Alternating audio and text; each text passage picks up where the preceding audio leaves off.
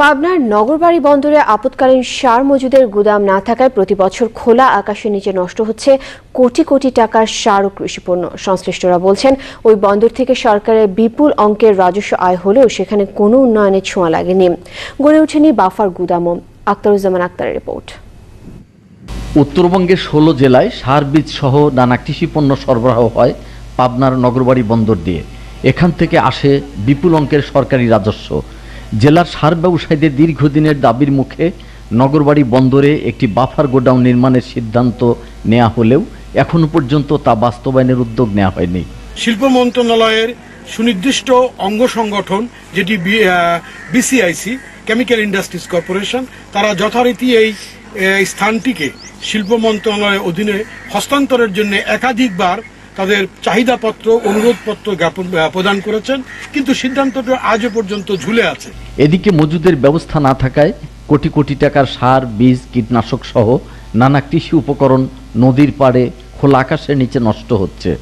এতে চরম লোকসানে পড়েছেন সার ডিলার ও ব্যবসায়ীরা। ভাবে আমরা নদীর পাড়ে এই সারগুলা মজুদ রাখি, কারণ আপৎকালীন গুদাম না থাকার কারণে এতে আমাদের প্রচুর সার রোদ বৃষ্টিতে নষ্ট হয়ে যায়। এখানে যদি একটা বাফার গোডাউন হইতো তাহলে পাবনা জেলাবাসী, আমরা সার ব্যবসায়ী এবং সকল শ্রেণীর লোকের জন্য সার সরবরাহ অত্যন্ত সহজ হতো।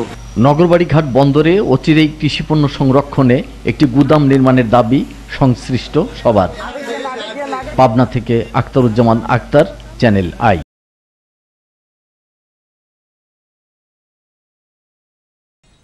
ডিপ টিউবওয়েলের জল নয়, গঙ্গার জল শোধন করে বোতলে ভরে পিয়াস নামে বিক্রি করবেন স্বনির্ভর গোষ্ঠীর মহিলারা। বিক্রি শুরু হবে মে মাস থেকে।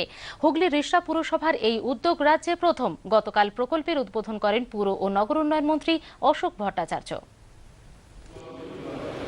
রিষড়া পুরসভার উদ্যোগে স্বনির্ভর গোষ্ঠীর মেয়েরা পিয়াস নামে বোতলবন্দি পরিশ্রুত পানীয় জল বিক্রির উদ্যোগ নিয়েছেন। রাজ্যে এই উদ্যোগ এই প্রথম। বাজারে পিয়াস মিলবে মে মাসে। এটা এর ব্র্যান্ড নেম দেওয়া হয়েছে পিয়াস। এখানে পানীয় জল পরিশোধিত করে বোতল বন্ধ করে সেইগুলোকে বাজারে ছাড়া হবে। ডিপ টিউবওয়েলের ব্যবহার নিয়ে যে বিধিনিষেধ রয়েছে সে বিষয়ে পুরমন্ত্রী জানিয়েছেন, ডিপ টিউবওয়েল থেকে যথেচ্ছভাবে জল তোলা প্রথমে বন্ধ করা হবে, তারপর আস্তে আস্তে তুলে দেওয়া হবে গভীর নলকূপ। এই অবস্থায় রিষড়া পুরসভার উদ্যোগে স্বনির্ভর গোষ্ঠীর মেয়েদের এই প্রচেষ্টা প্রশংসনীয়। পিয়াস নামে বোতলবন্দি পরিশ্রুত পানীয় জল প্রকল্প রূপায়ণে খরচ পড়ছে 60 লক্ষ টাকা। প্রথমে দিন পিছু 1500 লিটার পরিশ্রুত পানীয় জল তৈরি হবে। ETV news, Hooghly.